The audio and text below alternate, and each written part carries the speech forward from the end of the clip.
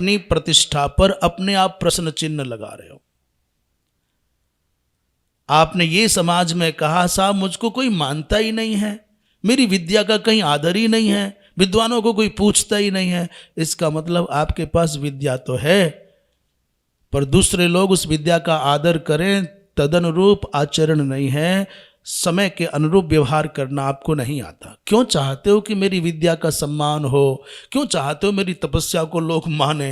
क्यों चाहते हो कि साहब मैं बहुत श्रेष्ठ हूं ये कहा जाए? ये चाहना ही तुम्हारे अंदर बड़ा दोष है। तुमने कहीं अविश्वसनीय कार्य किया होगा, इसलिए किसी को संदेह करने का अवसर मिला। क्यों दो किसी को संदेह करने का अवसर? वैसे ही संसार का व्यवहार इतना उलझनों भरा है कि जीवन में भरोसा करने के लिए तो मनुष्य तैयार ही नहीं है। स्वभावतः अविश्वास की आग में हर जगह जल रहे हैं सब लोग, और ऊपर से आपने अविश्वास करने के कारण धर दिए, अवसर दे दिए, तो फिर क्यों नहीं बोलेंगे लोग?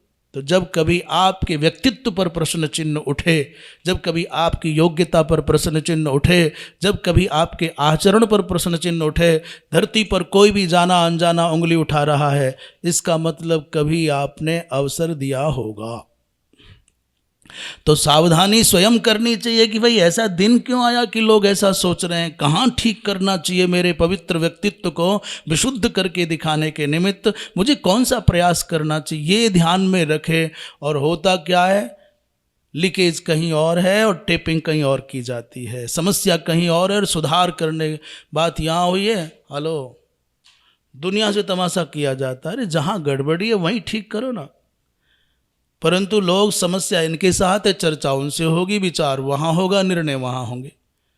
इस चक्कर में समय भी व्यर्थ जाता है और तुम्हारे जो ऊपर उठने के आध्यात्मिक दृष्टि से अभ्युत्थान के अवसर हैं वो भी मिट जाते हैं।